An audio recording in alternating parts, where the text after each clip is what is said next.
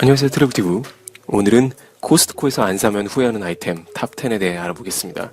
국내 최대 미국 직수입 마켓 코스트코에서는 다양한 제품을 판매하고 있습니다만 특히 다음의 제품은 꼭 사야 한다고 하네요. 10가지를 알아보겠습니다. 첫 번째, 뉴욕 치즈케이크 티라미수. 많은 미식가들이 혀를 내두르는 아이템이라고 하는데요.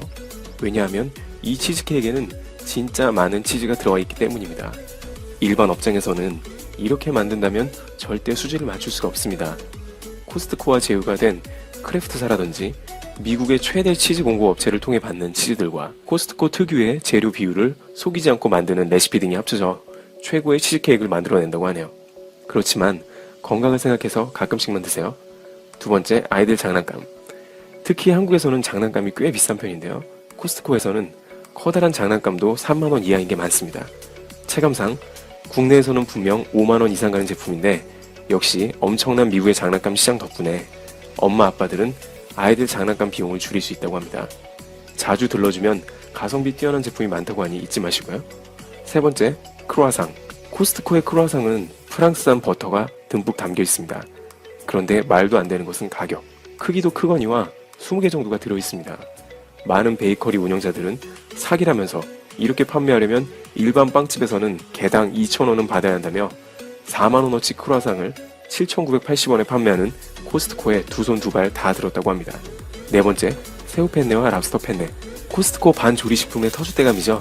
새우 펜네는 시중 파스타집의 파스타 가격과 동일한 18,000원 내외 정도 합니다. 비슷하거나 조금 비싸네요. 왜 이리 비싸, 실망이야 하는 순간 6인분이 들었다는 사실을 확인하셔야 합니다. 많은 분들이 집들이 할 때 차려놓지 않을 수 없다고 하네요. 새우도 듬뿍 들었다는 것은 질리지 않는 한 집어들게 되는 매력이라네요. 가끔 나오는 랍스터 펜네는 보이면 사야 돼 라는 많은 코스코라고 하겠습니다. 미국 교포분들이 카스코래요. 코스트코는 콩글리시래요. 근데 어쩌죠? 간판에 코스트코라고 써져 있네요.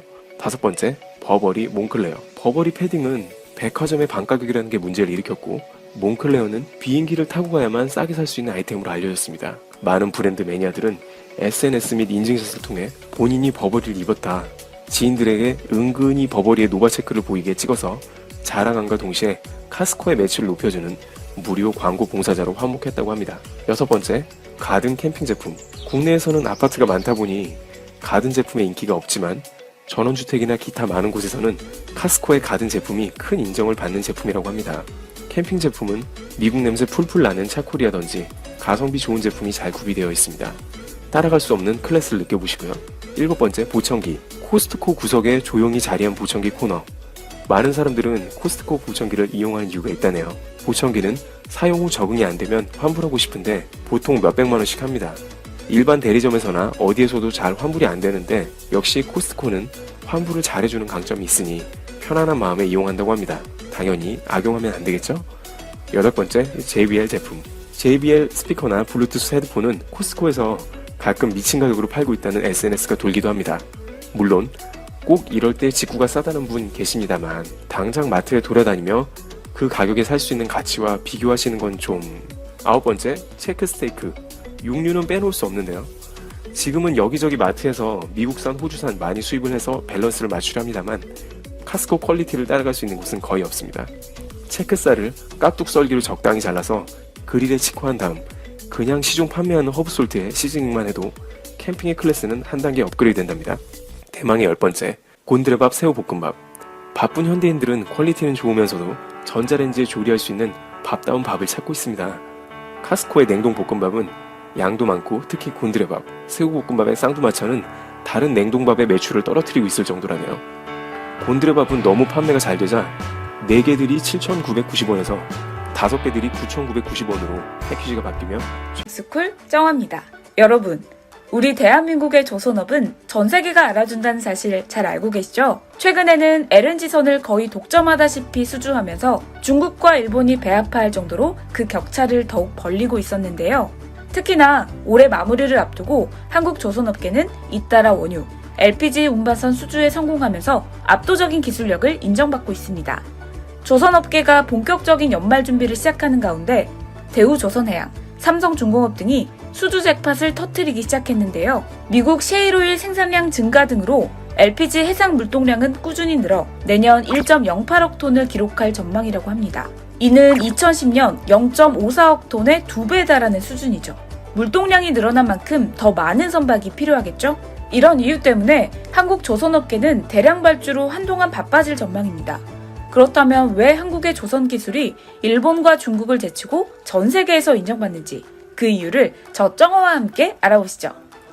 영상 시작 전 좋아요와 구독 부탁드립니다. 하반기 국내 대형 조선업체가 잇따라 원유, LPG 운반선 수주에 성공하면서 막판 스퍼트를 올리고 있습니다. 대우조선해양은 이달 초 아랍에미리트 아부다비 국영 석유회사인 에드녹으로부터 초대형 원유 운반선 3척을 수주했는데요. 총 계약 규모는 2,820억 원에 달합니다. 역시 석유의 나라답게 규모가 어마어마한 것 같습니다. 이번에 수주한 초대형 원유 운반선은 국제해사기구에서 올해부터 적용하기 시작한 온실가스 배출 규제인 에너지 효율 지수 2단계를 만족하는 선박으로 대우조선해양 옥포조선소에서 건조돼 2023년 1분기까지 선주 측에 인도될 예정입니다. 여기서 잠깐, 국제해사기구란 항로, 교통규칙, 항만시설의 국제적 통일을 위한 기구로 활동 목적은 해상안전, 해수 오염 방지, 선박 적재 화물 개량 단위 규격화, 각국 해운회사의 불공정한 제한 조치 규제 등입니다. 해운 문제 심의, 정보 교환, 조약 작성이나 권고가 주요 임무죠. 대우조선해양 관계자에 따르면 에드녹이 한국조선소에 초대형 원유 운반선을 발주하는 것은 이번이 처음이라고 합니다. 이뿐만이 아닙니다. 대우조선해양은 원유 운반선 대규모 수주에 이어 컨테이너선으로 1조 원이 넘는 계약을 또 따냈습니다. 23일 대우조선해양은 유럽 지역 선주로부터 초대형 LNG 추진 컨테이너선 6척을 1조 836억 원에 수주했다고 공시했습니다. 대우조선해양은 현재까지 LNG 운반선 6척, LNG FSU 2척, LNG FSRU 1척, 컨테이너선 10척, 셔틀탱커 2척, 초대형 원유 운반선 7척, 초대형 액화 석유가스 운반선 1척, 잠수함 성능 개량 3척 등 총 32척, 54억 달러를 수주해 올해 목표의 75%를 달성했습니다. 게다가 대우조선해양은 최근 LNG 벙커링 산업이라고도 불리는 선박 대 선박 LNG 선적 작업을 전 세계 조선업계 최초로 시도해 주목을 받았는데요. 최근 실행한 첫 실증 테스트도 성공적으로 마쳤다고 합니다. 이를 통해 향후 다양한 LNG 관련 프로젝트 수주까지 기대할 수 있게 됐고, 전문가들은 대우조선해양이 국내 LNG 벙커링 산업을 한 단계 도약할 수 있도록 교두보를 마련함과 동시에 새로운 성장 비즈니스 모델을 구축했다고 평가했습니다. 대우조선해양뿐만 아니라 삼성중공업도 이에 만만치 않는 성과를 내고 있는데요. 삼성중공업은 지난달 하루 만에 2,700억 원에 가까운 수주에 성공했습니다. 삼성중공업은 11월 30일 LNG 운반선과 수에스막스급 원유 운반선을 공시했다고 밝혔습니다. 11월 한 달 동안에 일궈낸 수주 금액은 약 2조 원으로 29억 달러 규모에 달합니다. 오세아니아 지역 선사와 LNG 운반선 건조의 수주 금액은 한화 2,062억 원 규모로 2023년 7월까지 해당 선박의 인도를 마칠 예정이라고 합니다.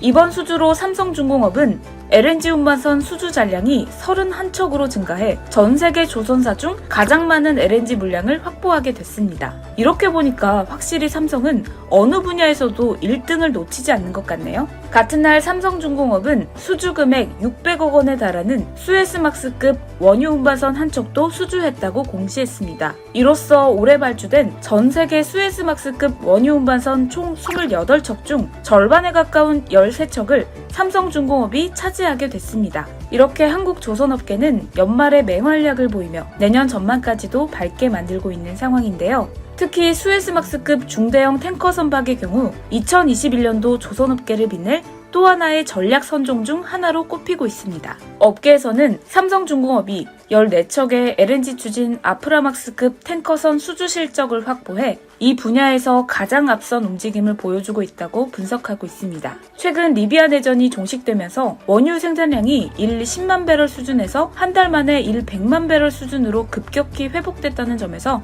이 같은 분석 결과가 나온 것이죠. 박무현 하나금융그룹 연구원은 2014년 미국의 리비아 경제제재 완화 이후 수에스막스급, 아프라막스급 탱커선 발주량이 급격히 회복됐듯이 이번에 리비아의 원유 생산량 회복은 다시 한번 중대형 탱커선 발주 발주 시장을 뜨겁게 달구게 될 것이라고 전망했습니다. 이어서 현대중공업그룹의 조선 지주사인 한국조선해양은 23일 버뮤다와 파나마 소재 선사들과 총 3척의 LNG선 건조 계약을 체결했다고 공시했습니다. 그 계약 규모는 무려 6,122억 원에 달하죠.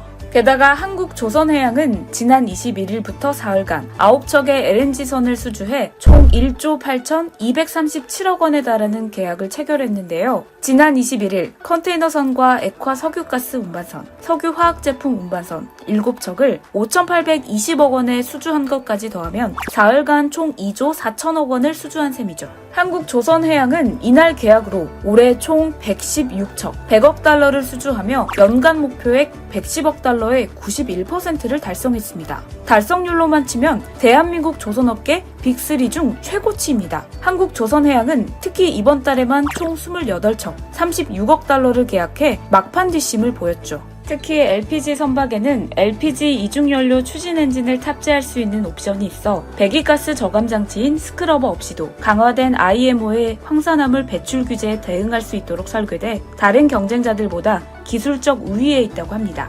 그렇다면 이렇게 한국조선업이 글로벌 시장에서 강세를 보이고 있는 이유는 뭘까요? 사실 작년부터 꾸준히 발표되었던 대한민국 조선업계의 강세는 저가 전략만을 추구하는 중국의 경쟁력이 대폭 하락한 것이 큰 원인 중 하나였습니다. 게다가 2018년, 2019년 연속 세계 1위를 달성하고 있는 상황에서 수많은 나라의 선주들은 신뢰도가 높은 한국을 당연히 선택할 수밖에 없었죠. 여기에 최근 전 세계적으로 불고 있는 친환경 붐은 한국 조선업계를 더욱 신나게 만들었습니다.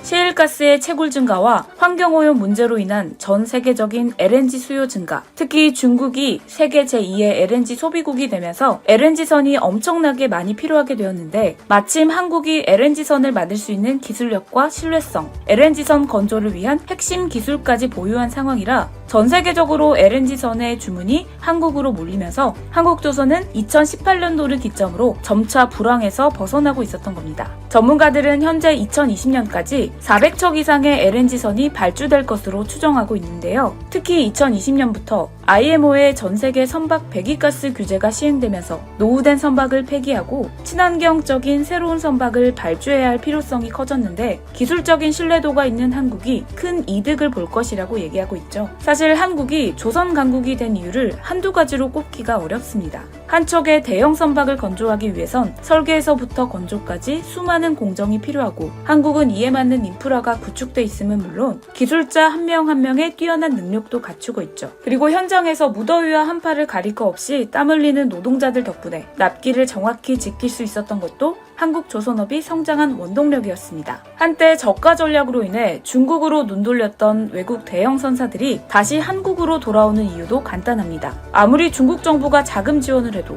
해외 우수 인력을 영입해 건조해도 납기를 맞출 수 없는 것은 물론 바다 한가운데 종종 서버리는 일이 부지기수라 조선업 1위에 대한 야망이 2017년에는 수주 0이라는 결과로 돌아오기도 했습니다. 게다가 현재 한 척에 수천억 원 하는 LNG선을 건조할 기술도 사람도 중국엔 없으니 한국에 놀라울 만한 성과는 당연한 결과라 볼 수 있겠습니다. 한때 조선업 1위를 차지했던 일본은 일본 조선업의 몰락이라고 표현될 정도로 후퇴하고 있는데요. 올해 초 2012년 유니버설 조선과 IHI의 합병으로 탄생되었던 JMU가 신조선 사업에서 완전히 철수한다고 밝혔죠. 2012년 JMU 탄생에 발맞추어 미쓰비시 중공업은 일본 최대 조선소 이마바리 조선과 손잡고 초대형 컨테이너 선기술 제휴를 협정해 한국 조선업을 압박하고자 했었지만 단기간에 실패로 돌아간 형국입니다. 선박 연료, 추진 엔진이 변화하는 선박 기술의 급변기에 설계 인력이 사실상 거의 없는 일본 조선업계가 적응을 하지 못하고 있는 겁니다. 이에 일본 대형 선사로부터 주문을 받고는 있지만 그들이 요구하는 기술 수준에 미치지 못해 정상 인도가 어려워지고 있다고 합니다. 반면 한국 조선업은 주력 선종인 탱커와 LNG선 건조를 늘려가며 수익성이 점차 회복되고 있는데요. 이러한 기술 인력 부족 현상은 1980년대 초 2차 오일 쇼크 직후 대대적인 구조 조정을 단행하며 설계 인력을 한국으로 넘겼기 때문이라고 볼 수 있죠. 일본 3대 조선소의 수주 잔량은 중형 벌크선에 집중되어 있으며 컨테이너선은 3000 TEU급 미만인데다 모두 자국 발주 물량에 해당합니다. 조선업의 기술 부진과 경쟁력을 회복하려면 한참이 걸릴 것으로 보이네요. 그에 반해 한국 빅3 조선업체인 한국조선해양과 삼성중공업, 대우조선해양은 20일 이후 사흘간 액화 천연가스 운반선과 컨테이너선을 대량으로 수주하며 총 5조 원이 넘는 계약 성과를 올렸습니다. 3사 모두 연말 수주로만 대부분의 목표액을 달성하게 된 것이죠. 올해 상반기 극심한 수주 가뭄을 겪었던 이들 업체가 코로나19 여파에도 뒷심을 제대로 발휘했다는 평가를 받는 만큼 여기서 그치지 말고 내년에도 조선강국 한국의 위상에 걸맞게 쭉 승승장구했으면 좋겠습니다. 이와 관련된 여러분의 다양한 의견 댓글로 남겨주시면 감사하겠습니다. 혹시 주식하시나요? 우리의 주식이 밥 먹듯 올라 지금 다운하면 현금처럼 쓸 수 있는 10만 원을 드립니다. 투자 성향에 맞춰 추천되는 마스터 종목, 종목이 급등하지 않을 땐 100% 환불, 무료로 내일의 급등 종목 한 개만